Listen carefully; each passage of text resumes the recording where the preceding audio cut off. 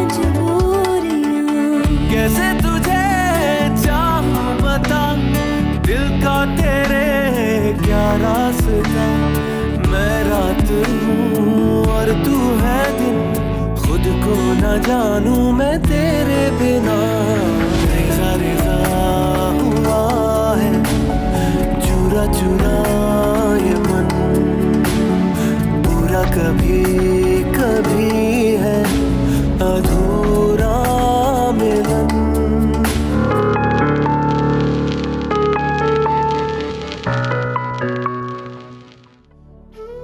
चाची कहती है अगर शौहर अल्लाह का नेक बंदा हो तो उसे परेशान नहीं करना चाहिए।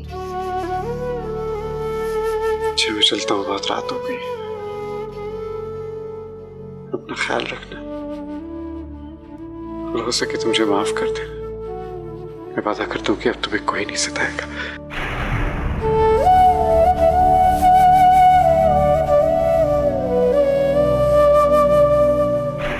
किसे बुला रहे हैं? मैं आपको। क्यों? तो इसी फैमिली का हिस्सा है, हमारे साथ टेबल पर बैठेगी। 24 घंटों में वो फाइल मुझे चाहिए। आप बेफिक्र रहिए, आपका मसला हल हो जाएगा। लोग क्या सोचते होंगे? वो जो नया लड़का आया है शान, क्या सोचता होगा हमारे बारे में? वैसे मैंने उसे कह दिया है कि आपका मुझसे निकाह हो गया। Shut up!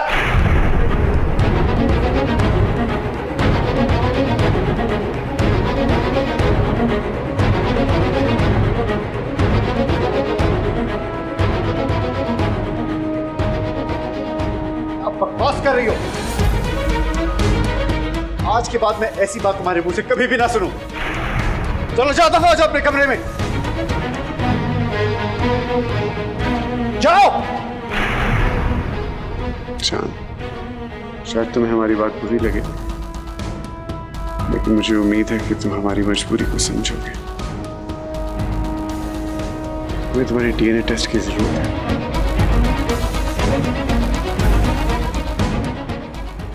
अधूरा मिलन,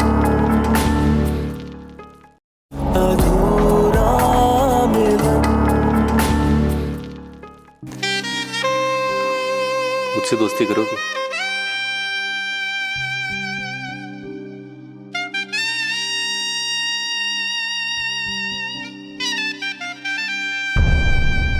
हाय। ओह हाय। क्या हो रही है? कुछ भी नहीं, बस गपशप कर रहे थे। आए आप भी ज्वाइन करें हमें। मुझे नहीं बैठना इस बेवकूफ लड़की के साथ। लिशबा प्लीज, क्या किया इसने? तुम्हें अभी तक मैंने बताया ही नहीं ना कि किस किस तरह इसने इस घर का सुकून बर्बाद कर चुकी है ये। बाय द वे मुझे सब पता चल चुका है। मैं पता है, फिर भी तुम यहाँ इसके साथ बैठे हुए हो। हाँ मैं यहाँ इसके साथ बैठा हुआ हूँ क्योंकि मुझे नहीं लगता इसने कुछ किया है। ओ मैडम, क्या कुछ बता चुकी हो इसे? हाँ शुरू कर दी ना तुमने इतनी डर्टी गेम्स। मैंने इसे कुछ नहीं बताया। और शट अप, ज्यादा बकवास करने की जरूरत नहीं है तुम्हें। लिशबा प्लीज, तुम इतनी पढ़ी लिखी होगे, कैसे इस तरह बात कर सकती है इससे? नफरत है मुझे इससे, शदीद नफरत है मुझे इससे।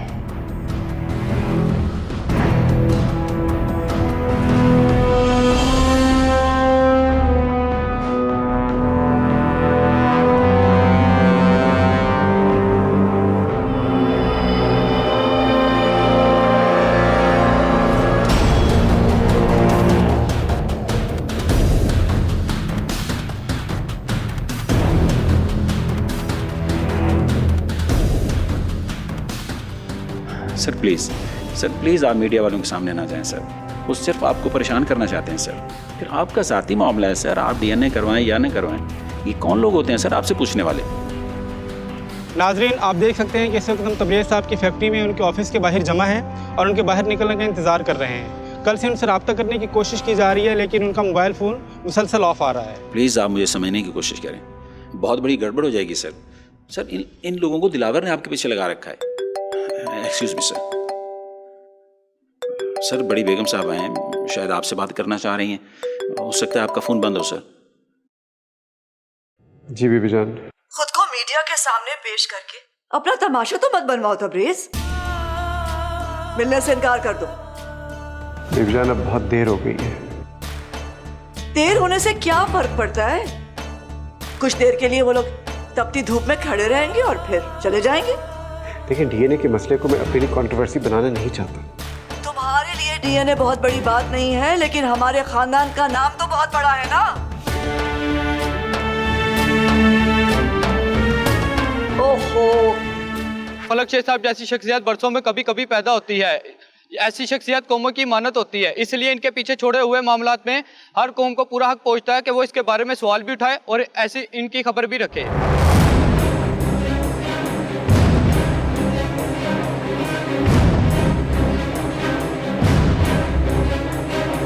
नाजरीन, तबरेज आलम साहब आ चुके हैं, आइए उनसे पूछते हैं वो क्या कहते हैं इस बारे में।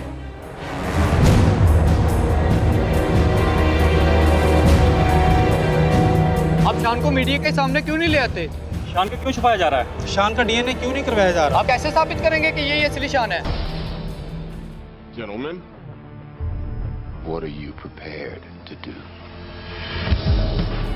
हमें पता चला है कि फलक शेख साहब की जायदाद पर कब्जे के लिए कोई साजिश हो रही है। आप चुप क्यों खड़े हैं तबरेज साहब, बोलिए कुछ। आपकी खामोशी का क्या मतलब लिया जाए? जवाब दें तबरेज साहब, जवाब दें, जवाब दें। किन हालात पे फंस गया ये शख्स? आप लोग खामोश होंगे तो मैं कुछ कह सकूंगा ना। जी बोलिए तबरेज।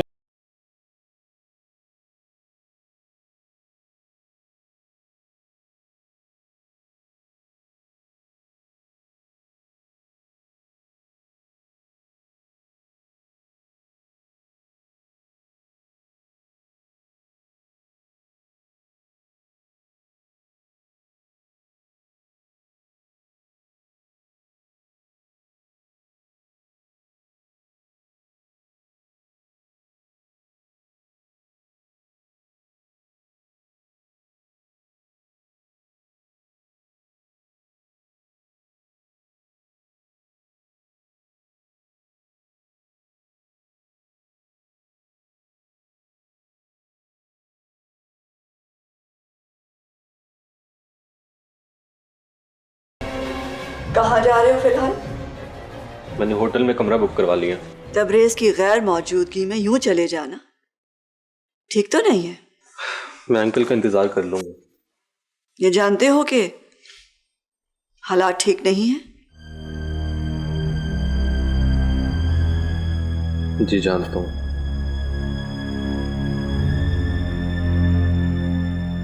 तुम जा रहे हो? जी। क्यों?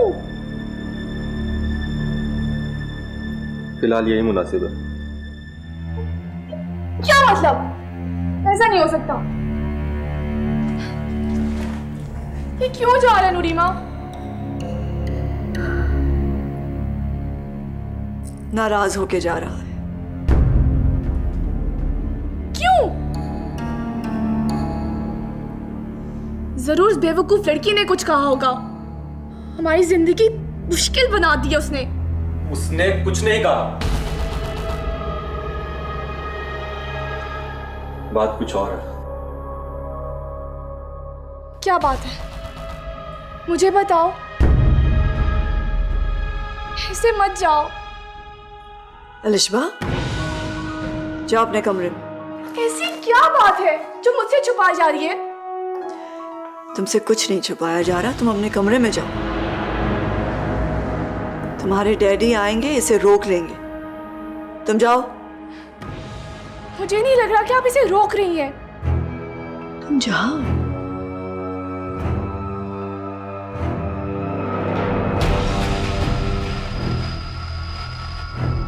आप जानती हैं, मैं आप इसके कान फटी रहती है और सारा वक्त इसके पास रहती है। और पता नहीं क्या कुछ बता चुकी होगी। नायाब ने कुछ नहीं कहा। वो तो मैं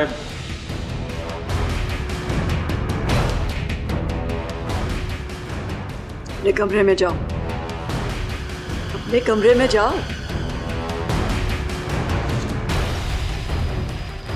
आप इसे जाने मत दीजिएगा नूरीमा, वरना इसकी जिंदगी और मुश्किल में पड़ जाएगी। हमसे कट जाएगा, तन्हा रह जाएगा। अपने कमरे में जाओ। जाओ।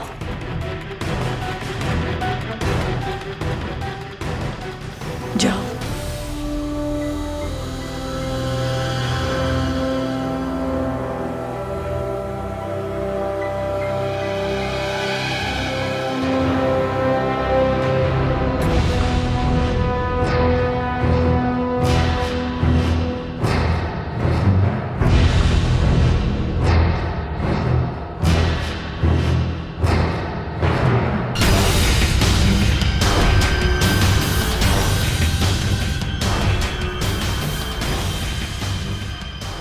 ये क्या सुना मैंने? ऐसा कुछ नहीं बीबी जान। कुछ ऐसा ही मैंने सुग्गी की जबान से भी सुना है।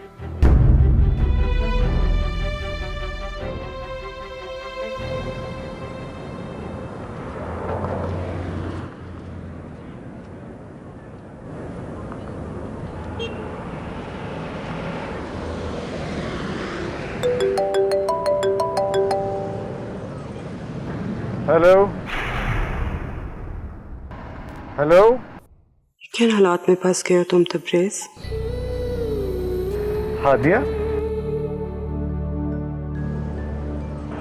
तुम्हारे पास मेरा नंबर था? हाँ, उसने जब तुमने फ़ोन किया था तो मैंने सेव कर लिया था। अच्छा, चलो मैं नहीं, मेरा नंबर सही। आज कैसे ख्याल आ गया?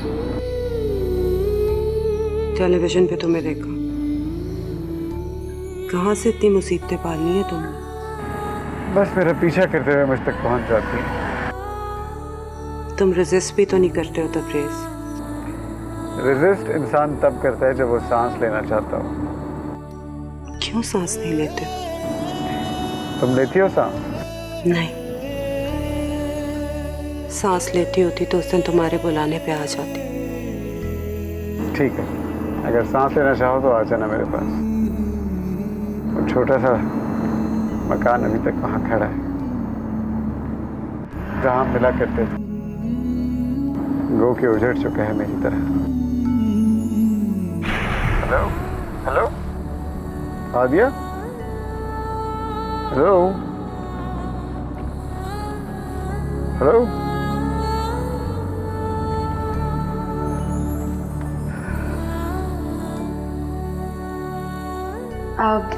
अगर आपको प्राइवेसी चाहिए तो मैं दोबारा आ जाती हूँ।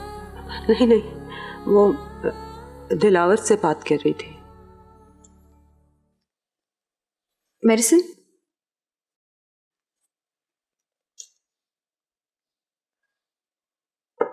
आपको याद है ना, आज आपकी साइकाइट्रिस्ट के साथ अपॉइंटमेंट है। तैयार रहिएगा।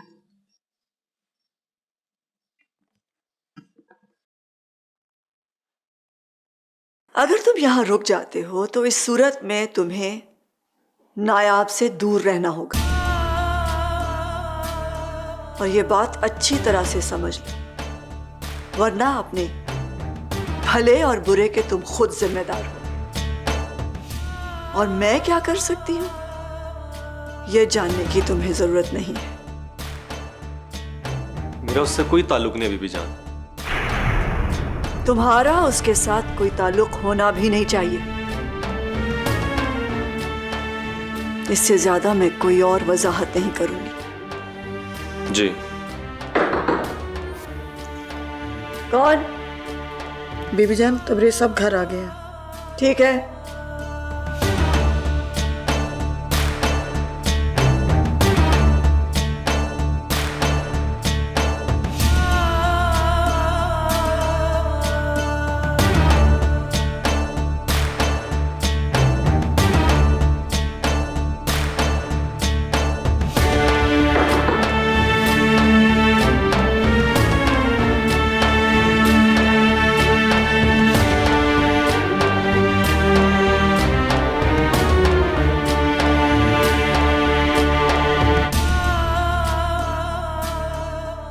आपने उसे रोक लिया ना नूरीमा? मैं तुमसे एक बहुत ही जरूरी बात करने आई हूं। शान से दूर रहो। जी? उसे उसकी हद में ही रहने दो। वो मेरा कजन है नूरीमा। वो तुम्हारा कजन नहीं है, वो एक पराई औरत का बेटा है जो मेरी बहन पर सौतन बनकर आई थी। उसके बैकग्राउंड के बारे में हम कुछ नहीं जानते, ना वो हमारे मजहब की थी और ना ही हमारे रुतबे की।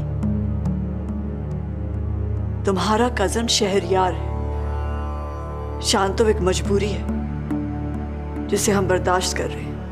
वो ताया फलक शेर का बेटा है। फलक शेर तुम्हारे डैड के सगे भाई नहीं थे। उनका ये रुतबा सिर्फ इसलिए था कि वो मेरी बहन के शौहर थे। मुझे कोई फर्क नहीं पड़ता नूरी माँ। फर्क पड़ता है, क्यों नहीं फर्क पड़ता? मुझे आपकी समझ नहीं आ रही है। कोई जरूरत नहीं है मेरी बात समझने की, बस जो कहा है वो करो, शान से दूर रहो और बस। मैंने कहा ना, बस शान से दूर रहो। आप क्या हैं आप भी जानते हैं और मैं भी जानता हूं, इसलिए बेहतर है कि हम सीधी सीधी बात करें। ये ब्रीफकेस वैसे भी मुझे दिखाने के लिए लाया गया है, समझता हूं मैं, इसलिए बेहतर है कि हम काम की बात करें कि फाइल को लाने की क्या कीमत होगी। ये कैसे मुमकिन हो सकता है आपा कि मैं शहरयार के जिस्म का तो ख्याल रखूं, मगर उसकी अमानत को उसके दुश्मनों को सौंप दूं? वो सिर्फ नाम के दुश्मन है मरियम, आपस में तो उनका खून का रिश्ता है।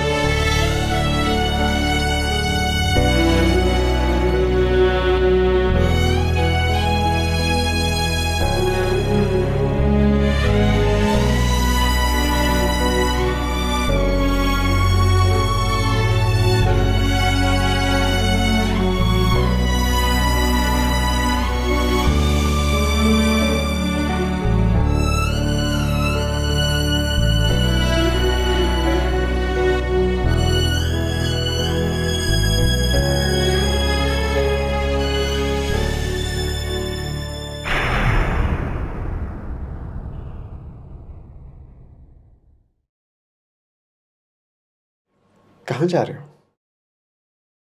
वापस। वापस कहाँ? जहां से आया था। क्या मतलब? आप फिक्र न करें, अभी इसी शहर में हूँ, फिलहाल होटल जा रहा हूँ। आप डीएनए करवा कर मुतमईन हो जाएं, फिर मैं अपनी फ्लाइट की बुकिंग करवाऊंगा। तुम डीएनए की वजह से नाराज हो? मुझे नाराज होने का कोई हक नहीं है, मुझे यहाँ आना ही नहीं चाहिए था। अब आ गया हूं तो साबित तो करना होगा ना कि मैं अपने बाप का बेटा हूं भी या नहीं। मैं नहीं चाहता कि आप लोगों के दिलों में कोई शक का बीज बो जाऊं। तुम पे कोई शक नहीं कर रहा, ऐसी कोई बात नहीं है। मैं ये सोच के आया था कि मैं अपनी फैमिली में आया हूं, लेकिन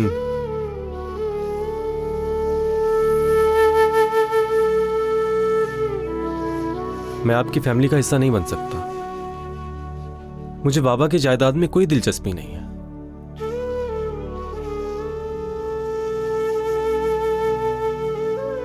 मैं एक छोटे से अपार्टमेंट में पला पड़ा हूं और बाकी की जिंदगी भी उस छोटे से अपार्टमेंट में हंसी खुशी गुजार सकता हूं।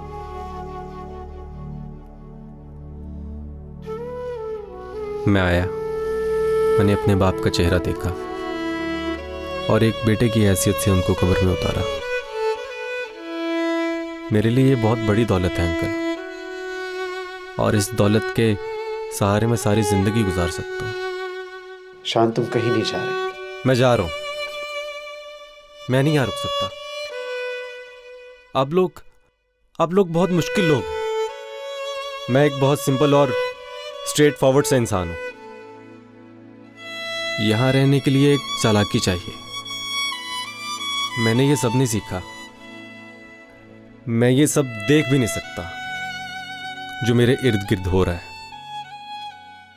तुम्हारे हर मामले को संभालने के लिए मैं हूं ना। तभी तो सिर्फ मैं आपकी तसल्ली के लिए कह रहा हूं कि मेरा डीएनए करवा लीजिए, वरना मुझे और किसी की परवाह नहीं है।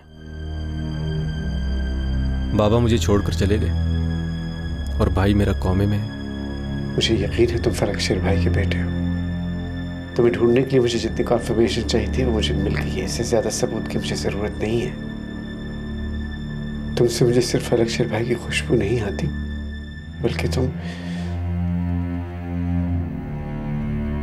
मेरी जिंदगी में बेटे की कमी पूरी करते हो। ये सब तो मैंने दिलावर को चुप कराने के लिए किया था। मेरे पीछे उसने मीडिया को लगा दिया था। दिलावर तो ऐसा सब करते ही रहेगा। आज डीएनए तो कल कुछ और कह देगा। मुझे ऐसा लगता है जैसे मुझ समेत हम सब उसके गुलाम हो चुके हैं। तुम ठीक कहते हो, लेकिन इस वक्त तुम ये सामान उठाओ और अंदर जाके रखो। तुम कहीं नहीं जा रहे। अगर डीएनए नहीं करवाना मत करवाओ, दिलावर को मैं हैंडल कर लूंगा।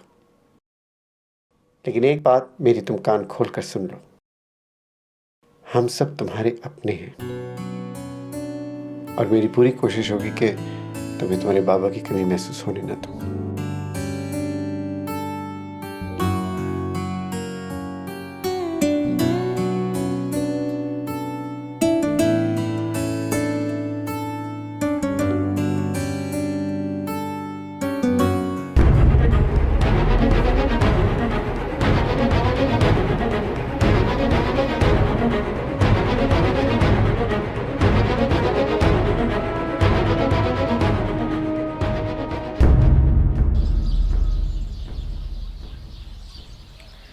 मुझे तुम्हें वहाँ नहीं भेजना चाहिए था। बहुत बड़ी गलती हो गई मुझसे। कत्तन अंदाज़ा नहीं था कि तुम उस खानदान की और दिलावर के बीच में पिस कर रह जाओगी। मैंने तो सोचा था तुम मेरे करीब रहोगी, वक्तन फवक्तन तुम्हारी खबर मिलती रहेगी तो मेरे दिल को सुकून रहेगा। और ये भी सच है कि इन मामलात का, इन हालात का तो मुझे तब बिल्कुल अंदाज़ा नहीं था। मैं मिस्टर दिलावर और तबरेज़ साहब के बीच के मामलात में नहीं फंसी हूँ। मैं शहरयार की मोहब्बत में फंस गई हूँ। आज़ाद कर दो खुद को इस मोहब्बत से।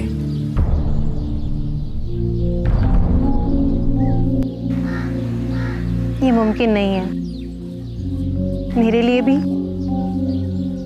और उसके लिए भी।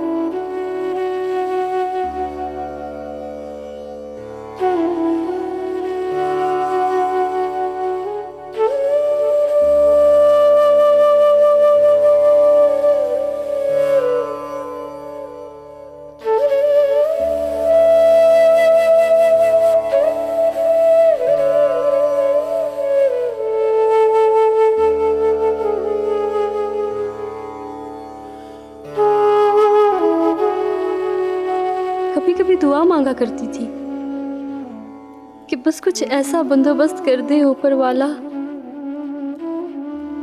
कि आप चुपचाप सोए रहो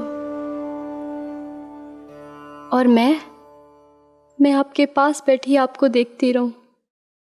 आप आंखें खोल के मुझे ना देखें, बस मैं आपको देखती रहूं।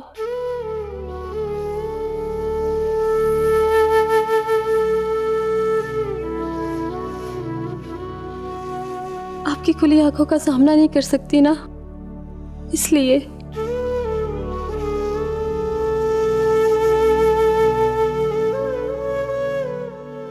मुझ जैसी माँ मामूली चीज की दुआ कबूल हो गई।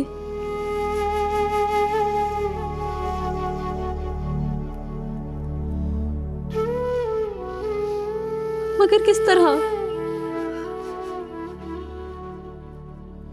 ऐसा नहीं सोचा था मैंने कि आप इस हालत में हो और आपकी नर्स मुझे आपकी रखवाली के लिए छोड़ के जाए।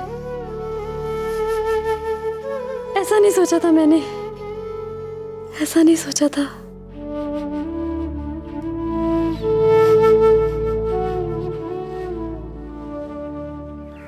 मरियम, वो फाइल दे दो प्लीज, मेरी खातिर। देखो, तुम्हें इन झगड़ों में नहीं उलझना चाहिए। मुझे फाइल्स की तो ज़्यादा समझ नहीं आती आपा, मगर मैं इतना तो ज़रूर समझती हूँ कि वो फाइल शहरयार की जायदाद की फाइल है। ये कैसे मुमकिन हो सकता है आपा कि मैं शहरयार के जिस्म का तो ख्याल रखूं, मगर उसकी अमानत को उसके दुश्मनों को सौंप दूं? वो सिर्फ नाम के दुश्मन है मरियम, आपस में तो उनका खून का रिश्ता है। देखो, फलक शेर साहब और तबरेज़ साहब की तरह दिलावर भी उनके चचाजाद भाई हैं। बस दिलावर तो क्या?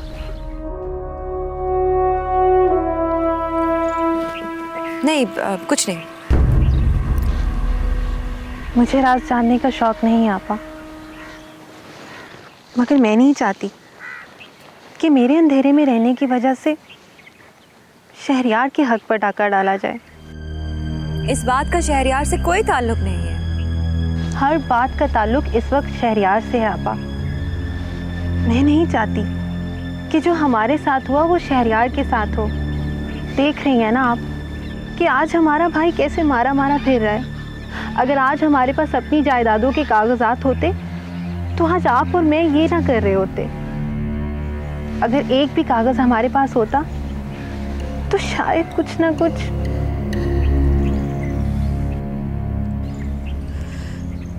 दिलावर तबरेज़ साहब और फलक शेर साहब के चचा की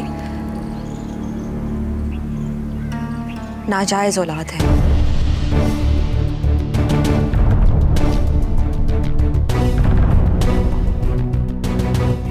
ये सारा गुस्सा इसी वजह से है कि ना तो उन्हें नाम मिला और ना जायदाद मिली। उनके वालिद को दिलावर के अलावा कोई औलाद नहीं हुई, लेकिन फिर भी ना उनके वालिद ने एक्सेप्ट किया ना उनके ख़ानदान ने। बल्कि जब उनके वालिद की डेथ हुई तो उनकी सारी जायदाद नूरुलैन, तबरेज़ साहब और फलक शेर साहब के बीच में बट गई। तुम जानती हो दिलावर की माँ कौन थी? उनके घर की नौकरानी। हाँ,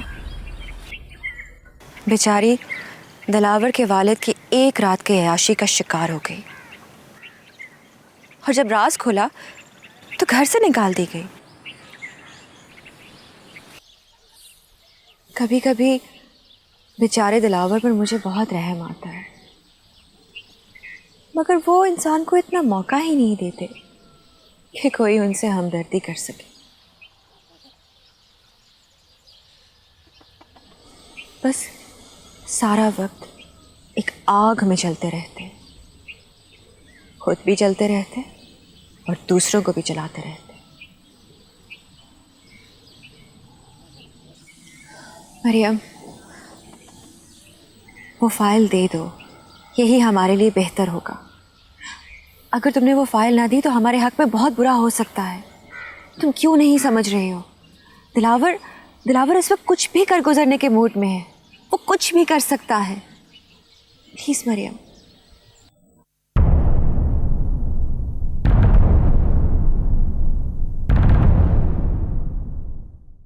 मैं हैरान हूं कि तुम जैसा आदमी तबरेज हाउस से यूं खाली हाथ चला रहा है।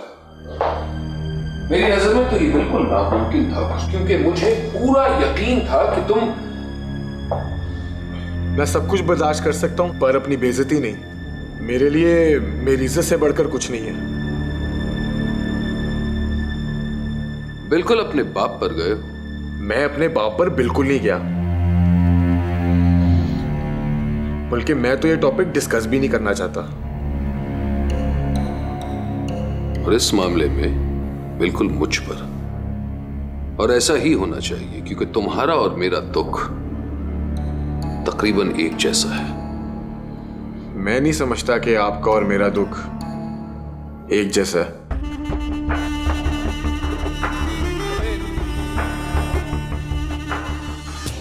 सर थोड़ा लेट हो गया सर, वो बैंक में रश था। मुझे कोई जल्दी नहीं है। इनफैक्ट जिस क्लाइंट को पैसे चाहिए थे वो तो अभी तक खुद भी नहीं पहुंचा। वैसे पैसे तो पूरे ले आए ना? जी सर। सर आप चेक कर लीजिए।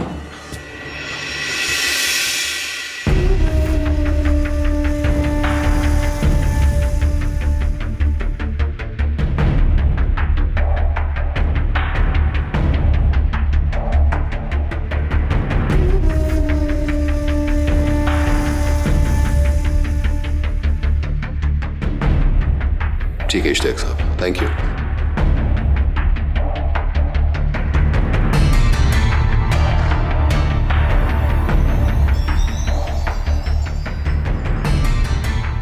तुम्हें पैसों की तो जरूरत नहीं ना? मैं अक्सर सोचता हूं कि पूछूं, फिर डर भी लगता है क्योंकि तुम ठहरे खुददार आदमी और मैं काफी सीधा साधा इंसान हूं। बेवकूफ भी कह सकते हो। ऐसा भी नहीं है। आप क्या हैं आप भी जानते हैं और मैं भी जानता हूं, इसलिए बेहतर है कि हम सीधी सीधी बात करें। ये ब्रीफकेस वैसे भी मुझे दिखाने के लिए लाया गया है, समझता हूं मैं। इसलिए बेहतर है कि हम काम की बात करें कि फाइल को लाने की क्या कीमत होगी।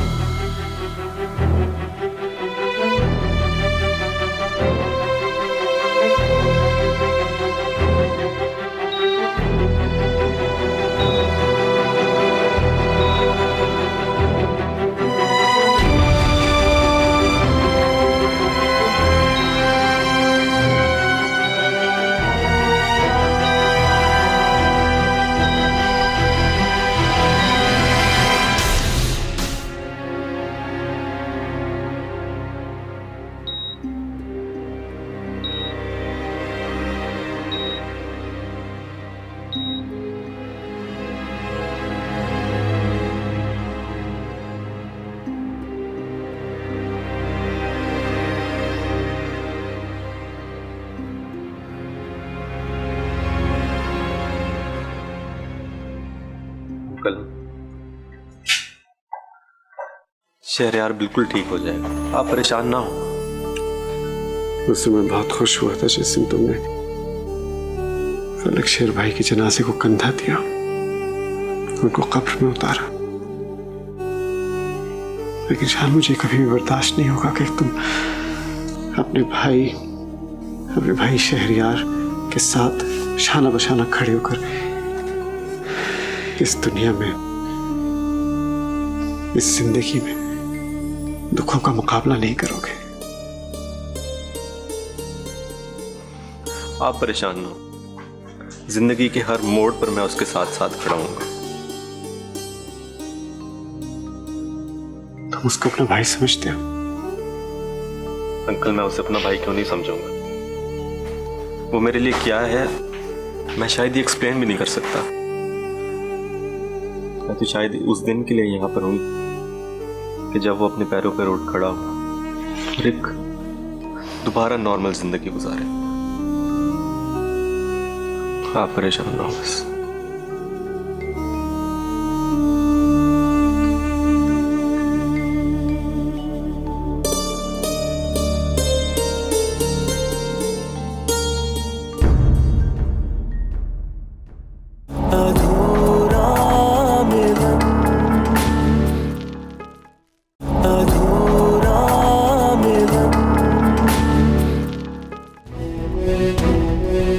मैं तुमसे कुछ पूछ रही हूँ, बताते क्यों नहीं? मैं कुछ नहीं जानती। क्या मतलब है कुछ नहीं जानती? जब भी तुमसे कुछ पूछो मैं कुछ नहीं जानती। बताओ क्या क्या छुपाया है हमसे, बताओ। और कहीं तुमने तबरेज के लिए मुखबरी का काम तो शुरू नहीं किया? क्योंकि रकम मैं भी बहुत अच्छी दे सकता हूं। अगर मुखबरी पसंद है तो मेरे लिए करो।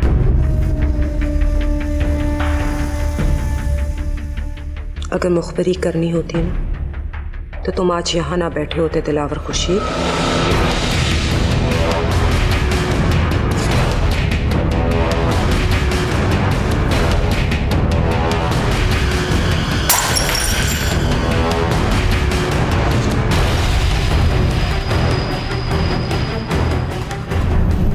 बेबीजान, हाथिया मेरे दिल में आज भी उतनी जगह लिए हुए हैं जितनी पहले दिन, बल्कि उससे कहीं ज्यादा।